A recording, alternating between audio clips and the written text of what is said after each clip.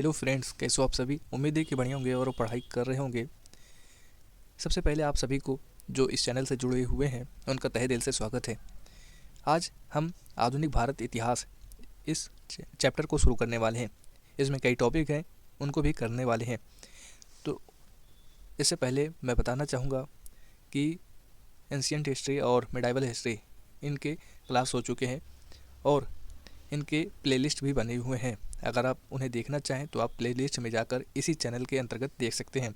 आज हमारा अगला टॉपिक या अगला अध्याय आधुनिक भारत का होने वाला है, जिसमें हम पहला टॉपिक उत्तरकालीन मुगल सम्राट के बारे में चर्चा करने वाले हैं।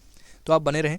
वीडियो लंबा हो सकता है, लेकिन एक ही क्लास में कई टॉपिक करा लिए जाएंगे, जिससे आपको ज़्यादा वीडियो देखने की ज़रूरत नहीं पड़ेगी। तो चलिए शुरू करते हैं। बहादुर शाह प्रथम, इनका टाइम पीरियड है 1707 से 12। मैं टाइम पीरियड कम ही बोलूँगा, तो आप टाइम पीरियड देख लेना। मैं आगे बढ़ता हूँ। बहादुर शाह इनकी बात करें तो बहादुर शाह प्रथम लगभग 2 वर्षों के उत्तराधिकार के संघर्ष के बाद 63 वर्षीय शहजादा मुअज्जम, जो औरंगजेब का बड़ा बेटा था, शहजादा मुअज्जम शासक बना और उसने बहादुर शाह की उपाधि धारण की। इस लड़ाई में इसने अपने भाइयों मोहम्मद आजम तथा कामबख्श की हत्या कर दी। बाद में ही इसे बहादुर प्रथम कहा गया। बहादुर शाह प्रथम उत्तराधिकार युद्ध में गुरु गोविंद सिंह ने बहादुर शाह का साथ दिया था। अब यहाँ पर कुछ इंपॉर्टेंट फैक्ट, जैसे कि मुगलों से स्वतंत्र होने वाले राज्य एवं संस्थापक। तो पहला जो राज्य स्वतंत्र हुआ था उसमें अवध था। अवध, इसके संस्थापक है सआदत खान। हैदराबाद के संस्थापक चिनकिलिच खान या निजामुल मुल्क आशफ जहाँ थे। तीसरा राज्य है रुहेलखंड। इसके संस्थापक वीर दाऊद एवं अली मोहम्मद खां हैं।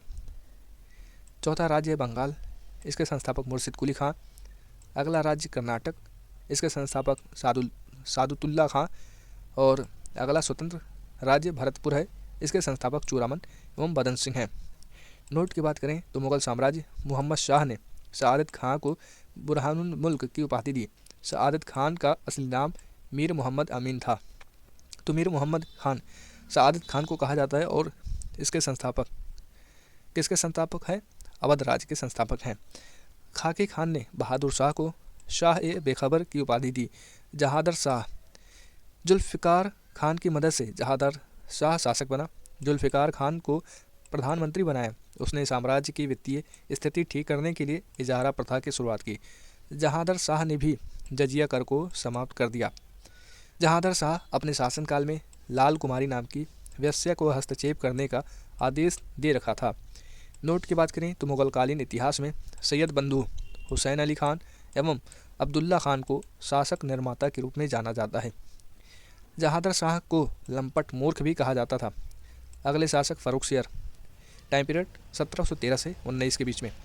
सैयद बंधुओं अब्दुल्ला खान एवं हुसैन अली की मदद से फ़र्रुखसियर शासक बना। फ़र्रुखसियर को मुगल वंश का घृणित कायर कहा गया है। 1715 में एक शिष्टमंडल जॉन सुरमन के नेतृत्व में भारत आया। यह शिष्टमंडल फ़र्रुखसियर के दरबार में 1717 ईस्वी में पहुंचा। उस समय फ़र्रुखसियर जानलेवा घाव से पीड़ित था। इस शिष्टमंडल में हैमिल्टन नामक डॉक्टर थे, जिन्होंने फ़र्रुखसियर का इलाज किया था।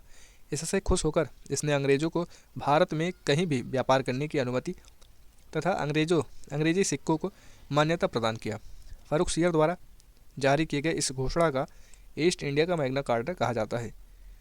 1719 में सैयद बंधुओं ने पेशवा बालाजी विश्वनाथ की सहायता से फ़र्रुखसियर को गद्दी से उतार दिया एवं अंधा बनाकर मार डाला। रफ़ीउद दराजत 28 फरवरी से लेकर 6 जून 1719 टाइम पीरियड। रफ़ीउद दराजत, इसने मुगल शासकों में सबसे कम दिन शासन किया। रफ़ीउद्दौला, सैयद बंधुओं ने रफ़ीउद्दौला को शाहजहाँ द्वितीय के नाम से राजगद्दी पर बैठाया। यह अफीम का आदी था। अगले शासक मोहम्मद शाह, इनका टाइम पीरियड 1719 से लेकर 1748 तक है। इसने निजामुल मुल्क की सहायता से सैयद बंधुओं को मौन के घाट उतार दिया। यहाँ पर मौत होना चाहिए था, मौन भी सही है। तुरानी सैनिक हैदर बेग ने 9 अक्टूबर 1720 ईस्वी को सैयद बंधु हुसैन अली खान की हत्या कर दी। 1724 ईस्वी में निजामुल मुल्क वजीर बना। इसने शासन के दौरान 1737 में मराठा पेशवा बाजीराव प्रथम ने दिल्ली पर आक्रमण या हमला किया। इसी के समय ईरान के सम्राट नादिर शाह 1739 ईस्वी में दिल्ली पर आक्रमण किया और करनाल के युद्ध में मुगलों को परास्त किया। नोट: हैदराबाद की स्थापना तुरानियों ने एवं अवध की स्थापना ईरानियों ने की थी। ईरान, जो कि फारस के सम्राट नादिर शाह ने 1739 ईस्वी में दिल्ली पर आक्रमण किया। उस समय दिल्ली का शासक मोहम्मद शाह था। नादिर शाह को ईरान का नेपोलियन कहा जाता है। नादिर शाह लगभग 70 करोड़ रुपये की धनराशि और शाहजहां का बनवाया हुआ तख्ते ताऊस तथा कोहिनूर हीरा लेकर फारस वापस लौटा। तख्ते ताऊस यानी मयूर सिंहासन था। तख्ते ताऊस पर बैठने वाला अंतिम मुगल शासक मोहम्मद शाह था। सुंदर युवतियों के प्रति अत्यधिक रुझान के कारण मोहम्मद शाह को रंगीला बादशाह कहा जाता था। एक संगीतकार के रूप में मोहम्मद शाह ने अनेक ख्यालों की रचना की। मोहम्मद शाह के शासनकाल में ही हैदराबाद के चिनकलीस खां ने निजामुल मुल्क की उपाधि धारण की और 1725 ईस्वी में स्वतंत्र राज्य की स्थापना की। अब उत्तरकालीन मुगल सम्राट के बारे में भी देख लेते हैं। बहादुर शाह, टाइम पीरियड आप देख सकते हैं 1707 से लेकर 12 तक। जहादर शाह 1712 से लेकर 13 तक। फ़र्रुखसिंह 1713 से लेकर 19 तक। मोहम्मद शाह 1719 से लेकर 1748 तक। अहमद शाह 1748 से लेकर 1754 ईस्वी तक। आलमगीर द्वितीय 1754 से 1759 ईस्वी तक। शाह आलम द्वितीय 1759 से लेकर 1806 ईस्वी तक। इनका टाइम पीरियड ज़्यादा लग रहा है। अकबर द्वितीय 1806 से लेकर 1837 ईस्वी तक। और आखिर में बहादुर शाह जफर 1837 से लेकर 1857 ईस्वी तक। अगला टॉपिक है भारत में यूरोपीय व्यापारिक कंपनियों का आगमन। 17 मई 1498 ईस्वी को वास्को डी गामा ने भारत के पश्चिमी तट पर स्थित कालीकट बंदरगाह पहुंचकर भारत एवं यूरोप के बीच नए समुद्री मार्ग की खोज की। इस यात्रा में वास्को डी गामा को गुजराती पथ प्रदर्शक अब्दुल मजीद ने सहयोग किया था। 1505 ईस्वी में फ्रांसिस्को द अल्मेडा भारत में प्रथम पुर्तगाली वायसराय बनकर आया। 1509 ईस्वी में अल्फांसो द अल्बुकर्क भारत में पुर्तगालियों का वायसराय बना। इसने 1510 ईस्वी में बीजापुर के यूसुफ आदिल शाह से गोवा को जीता। अब यहाँ से कुछ फैक्ट हैं, जैसे कि यूरोपीय कंपनियाँ और इनकी स्थापना वर्ष। पुर्तगाली ईस्ट इंडिया कंपनी, इसकी स्थापना वर्ष है 1498 ईस्वी। अंग्रेजी ईस्ट इंडिया कंपनी स्थापना 1600 ईस्वी। डच ईस्ट इंडिया कंपनी 1602 ईस्वी। दानिश ईस्ट इंडिया कंपनी 1616 ईस्वी। फ्रांसीसी ईस्ट इंडिया कंपनी 1664 ईस्वी। स्वीडिश ईस्ट इंडिया कंपनी 1731 ईस्वी तक।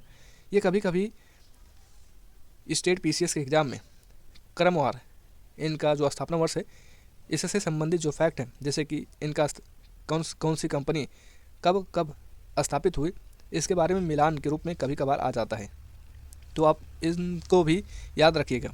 पहला है पुर्तगाली, फिर अंग्रेजी, फिर डच, फिर डैनिश, फिर फ्रांसीसी, फिर स्वीडिश।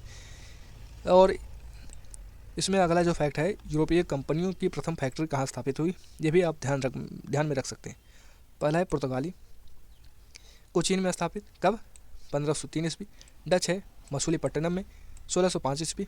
अंग्रेज मसूलीपट्टनम में 1611 ईस्वी में।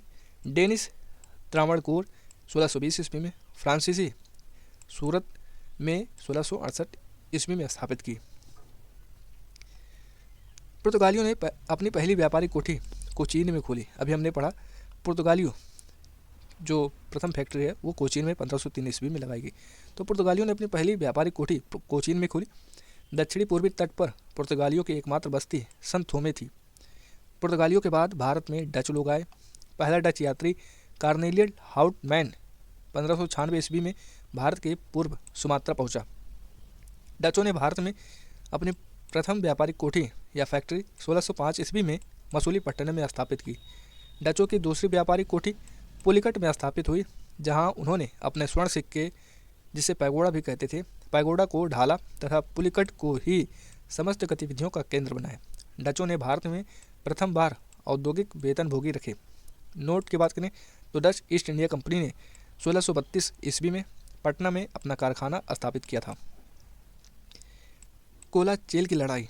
इस लड़ाई में त्रावणकोर का राजा मार्तंड वर्मा ने 10 अगस्त 1741 को एडमिरल यूस्टाचियस डी लेनाय के नेतृत्व वाली डच ईस्ट इंडिया कंपनी की सेना को हरा दिया था।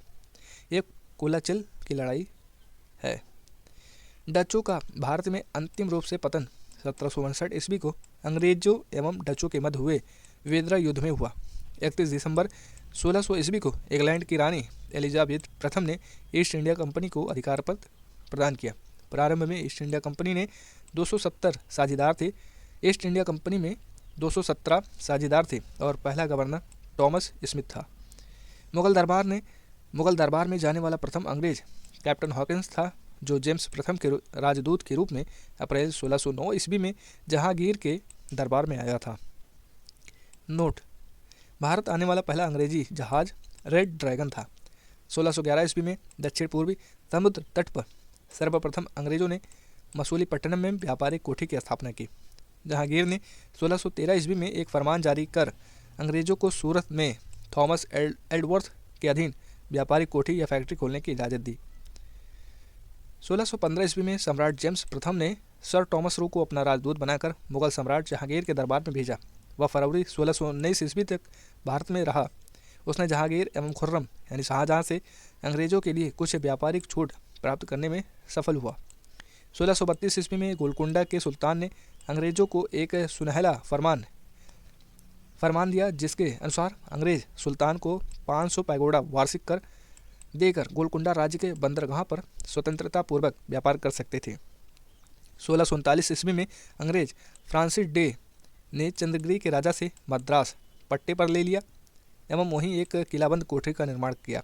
इस कोठी का नाम फोर्ट सेंट जॉर्ज पड़ा और यही फोर्ट सेंट जॉर्ज कालांतर में कोरोमंडल तट पर अंग्रेजी मुख्यालय बना।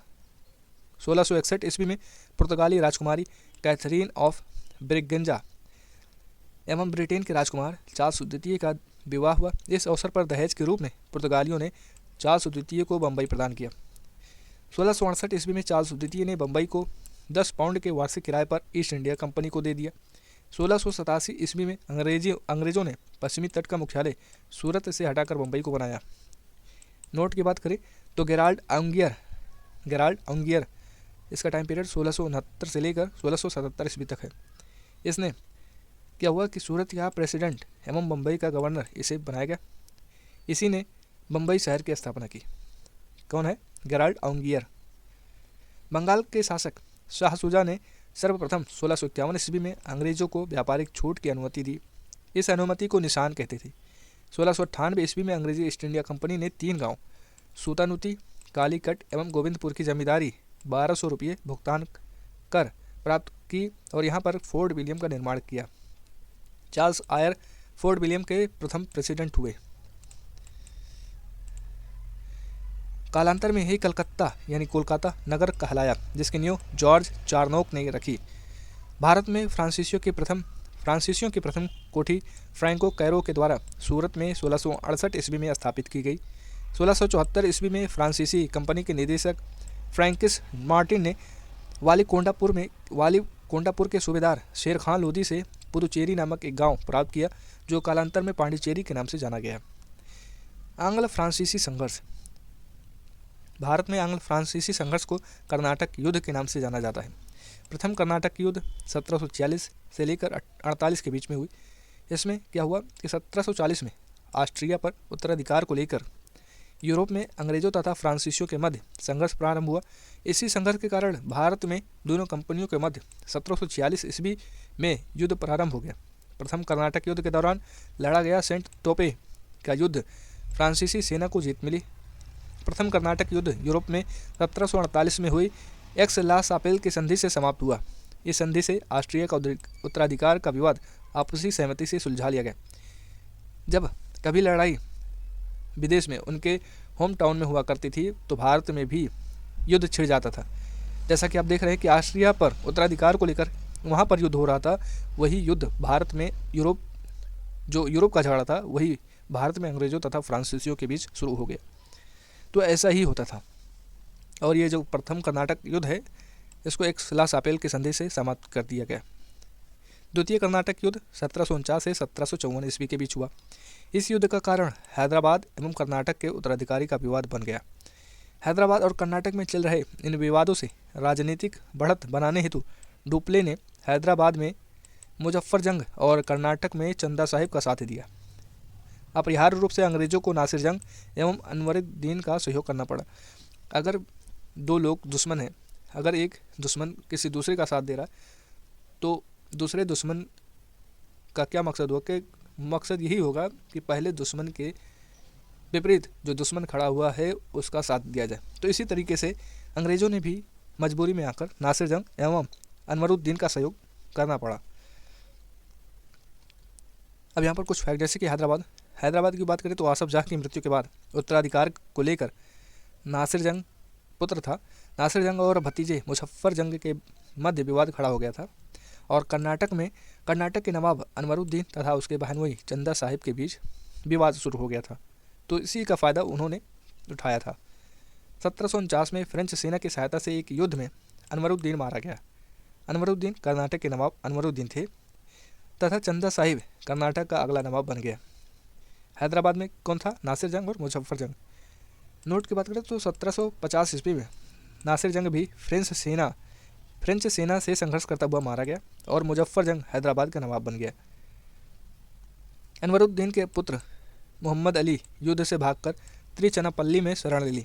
फ्रांसीसियों ने चंदा साहिब की सेना के साथ मिलकर मोहम्मद अली के दुर्ग को घेर लिया। क्लाइव इस घेरे को तोड़ने में असफल रहा तो उसने दबाव कम करने के लिए कर्नाटक की राजधानी अरकटप पर अधिकार कर लिया। कर्नाटक युद्ध को एक नज़र में देख लेते हैं। प्रथम कर्नाटक युद्ध 1746-48 ईस्वी में ऑस्ट्रिया के उत्तराधिकार युद्ध से प्रभावित था। 1748 ईस्वी में हुई एक्स-ला-शापेल की संधि के द्वारा ऑस्ट्रिया का उत्तराधिकारी, यहाँ पर थोड़ा सा जवाब फिसल जाता है, इसके लिए मैं माफ़ी चाहूँगा। ऑस्ट्रिया का उत्तराधिकार युद्ध समाप्त हो गया और इसी संधि के तहत प्रथम कर्नाटक युद्ध समाप्त हुआ। दूसरा कर्नाटक युद्ध 1749 से 54 के बीच में चला। इस युद्ध में फ्रांसीसी गवर्नर डुप्ले की हार हुई, उसे वापस बुला लिया गया और उसकी जगह पर गोडिहू को भारत में अगला फ्रांसीसी गवर्नर बनाया गया। पांडिचेरी की संधि जनवरी 1755 ईस्वी के साथ यह युद्ध विराम हुआ। कर्नाटक का तीसरा युद्ध 1756 ईस्वी से 63 के बीच में लड़ा गया, जो 1756 ईस्वी में शुरू हुए सप्तवर्षीय युद्ध का एक ही अंश था। पेरिस की संधि होने पर यह युद्ध समाप्त हो गया। तो यहाँ पर हम मेन टॉपिक पर आते हैं। 1752 में स्ट्रिगर लॉरेंस के नेतृत्व में अंग्रेजी सेना ने त्रिचन्नापल्ली को बचा लिया और फ्रांसीसी सेना ने अंग्रेजों के सामने आत्मसमर्पण कर दिया। इस हार के कारण डुप्ले को वापस फ्रांस बुला लिया गया और 1754 ईस्वी में गोडाहू अगला फ्रांसीसी गवर्नर बनकर आया।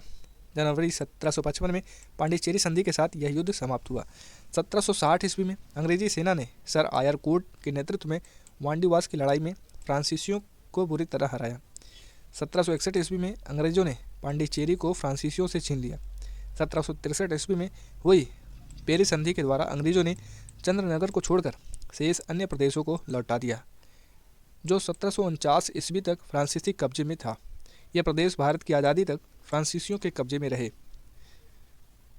अगला टॉपिक है बंगाल पर अंग्रेजों का आधिपत्य। मुगल साम्राज्य के अंतर्गत आने वाले प्रांतों में बंगाल सर्वाधिक संपन्न राज्य था। मुर्शिद कुली खान स्वतंत्र शासक था, परंतु वह नियमित रूप से मुगल बादशाह को राजस्व भेजता था। मुर्शिद कुली खान ने अपनी राजधानी ढाका से मुर्शिदाबाद, जो कि भागीरथी नदी के तट पर स्थित है, स्थानांतरित की। इसने इजारेदारी प्रथा प्रारंभ की तथा कृषकों को तकावी ऋण यानी खेती के लिए अग्रिम कर्ज प्रदान किया। इसका उत्तराधिकारी इसका दामाद शुजाउद्दीन था। 1740 ईस्वी के गिरिया के युद्ध में सरफराज को मारकर बिहार के सर सूबेदार अलीवर्दी खान बंगाल का नवाब बना। इसने अपने शासनकाल में मुगलों को राजस्व देना बंद कर दिया। इसके शासनकाल में बंगाल इतना समृद्धशाली बन गया कि बंगाल को भारत का स्वर्ग कहा जाने लगा। इसका उत्तराधिकारी इसका दामाद सिराजुद्दौला हुआ। 20 जून 1756 ईस्वी को कालकोठरी की त्रासदी नामक घटना घटी। इस घटना के रचयिता जेड हॉलवेल के अनुसार नवाब सिराजुद्दौला ने 20 जून की रात में 146 अंग्रेज व्यक्तियों को एक छोटी सी कोठरी में बंद कर दिया था। अगले दिन सुबह 146 में से केवल 23 व्यक्ति जिंदा बचे थे। प्लासी का युद्ध 23 जून 1757 ईस्वी को अंग्रेजों के सेनापति रॉबर्ट क्लाइव एवं बंगाल के नवाब सिराजुद्दौला के बीच हुआ था, जिसमें नवाब अपने सेनापति मीर जाफर की धोखाधड़ी करने के कारण पराजित हुआ। अंग्रेजों ने मीर जाफर को बंगाल का नवाब बना दिया गया। अब यहाँ पर हम जो कुछ फैक्ट था उसे देख लें। बंगाल के नवाब की बात करें तो पहला मुर्शिद कुली खान, टाइम पीरियड 1713 से 27 के बीच में। शुजाउद्दीन 1727 से 39 ईस्वी के बीच में। सरफराज खान 1739 से लेकर 1740 ईस्वी तक। अलीवर्दी खान 1740 से लेकर 1756 ईस्वी तक। सिराजुद्दौला 1756 से लेकर 57 ईस्वी तक। मीर जाफ़र 1757 से लेकर 1760 ईस्वी तक। मीर कासिम 1760 से लेकर 1763 ईस्वी तक। मीर जाफ़र 1763 से लेकर 1765 ईस्वी तक। निजामुद्दौला 1765 से लेकर 1766 ईस्वी तक। सैफुद्दौला 1766 से लेकर 1770 ईस्वी तक। मुबारकुद्दौला 1770 से लेकर 1775 ईस्वी तक इनका ये शासन टाइम पीरियड रहा। यहाँ पर भी नोट है, इसे भी देख लेते हैं कि प्लासी की लड़ाई में मोहनलाल एवं मीर मदान के नेतृत्व में एक छोटी सेना नवाब के वफादार रही। प्लासी की लड़ाई में मोहनलाल एवं मीर मदान के नेतृत्व में एक छोटी सेना नवाब की वफादार रही, बल्कि कौन, मीर जाफ़र की धोखाधड़ी से पराजित हो गया था, नहीं तो कुछ और ही घटना घटी होती। मीर मदान लड़ते हुए मारा गया। प्लासी भागीरथी नदी के किनारे है। यही कारण था कि देश में अंग्रेज़ों का आधिपत्य होने लगा, क्योंकि भारत में रह रहे अलग अलग राज्यों पर जो कंट्रोल करते थे वो एक नहीं थे, उनमें एकता का भाव ही नहीं था। नहीं तो अंग्रेज़ इतना विस्तार नहीं कर पाते, इतना लंबे समय तक नहीं रह सकते थे। क्लाइव के हाथों की कठपुतली नवाब मीर जाफ़र को अंग्रेज़ों ने 1760 ईस्वी में हटाकर उसके दामाद मीर कासिम को बंगाल का नवाब बनाया। मीर कासिम ने अपनी राजधानी को मुर्शिदाबाद से मुंगेर यानी मुगदलपुर स्थानांतरित किया। नोट की बात करें तो बंगाल का राजधानी का क्रम है ढाका, मुर्शिदाबाद एवं मुंगेर। बक्सर का युद्ध 1764 ईस्वी में अंग्रेज़ों एवं मीर कासिम, अवध के नवाब शुजाउद्दौला एवं मुगल सम्राट शाह आलम द्वितीय के बीच में हुआ था। इस युद्ध में भी अंग्रेज विजयी हुए। इस युद्ध में अंग्रेज सेनापति हेक्टर मुनरो था।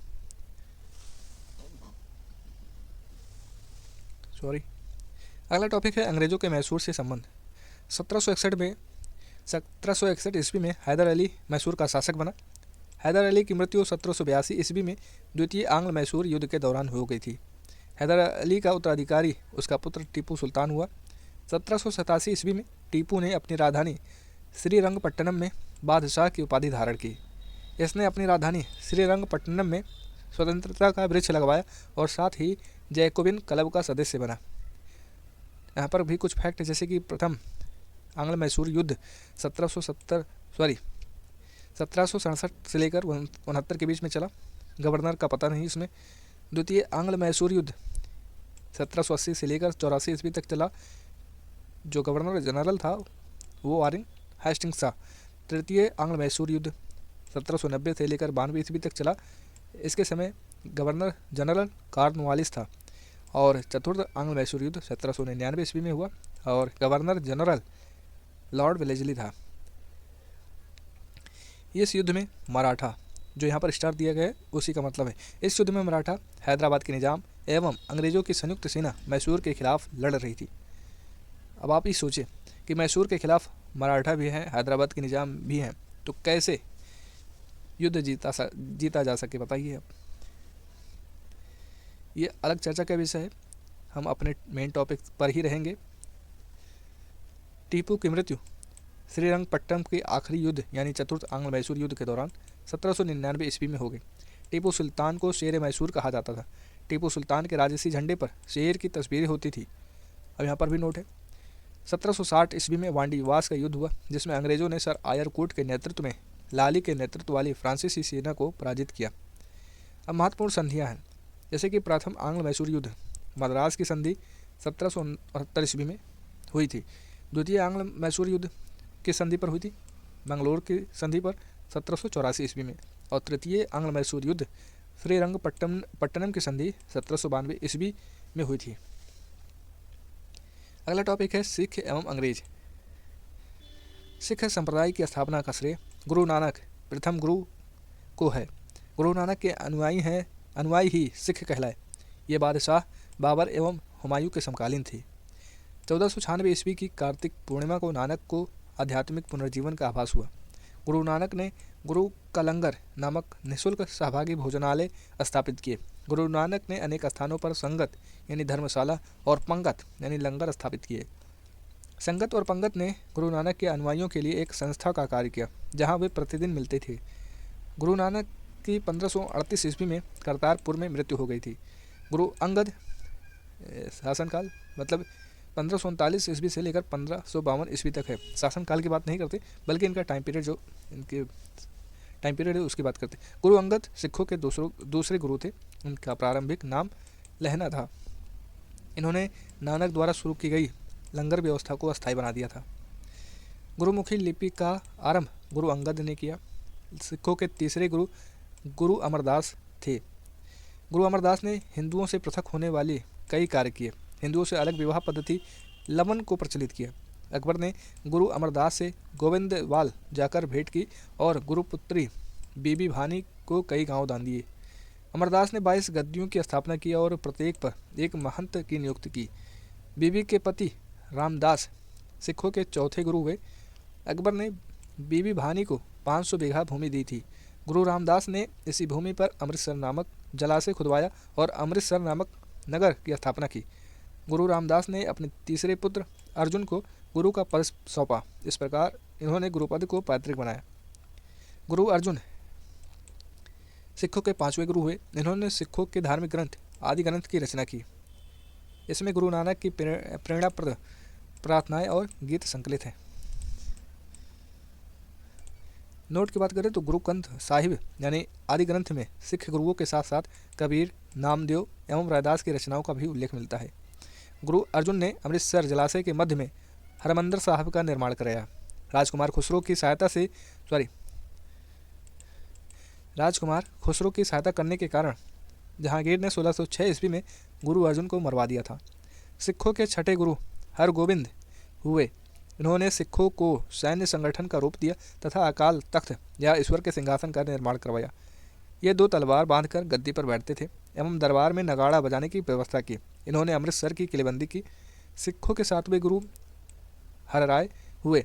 इन्होंने दारा सिखों को मिलने आने पर आशीर्वाद दिया। सिखों के 8वें गुरु हरकिशन हुए। इनकी मृत्यु चेचक से हो गई। इन्हें दिल्ली जाकर गुरुपद के बारे में औरंगजेब को समझाना पड़ा था। सिखों के 9वें गुरु तेग बहादुर हुए। इस्लाम स्वीकार नहीं करने के कारण औरंगजेब ने इन्हें वर्तमान शीशगंज में गुरुद्वारा के निकट मरवा दिया था। सिखों के 10वें एवं अंतिम गुरु गुरु गोबिंद सिंह। इनका जन्म 1666 ईस्वी में पटना में हुआ था। गुरु गोबिंद सिंह अपने को सच्चा पादशाह कहा।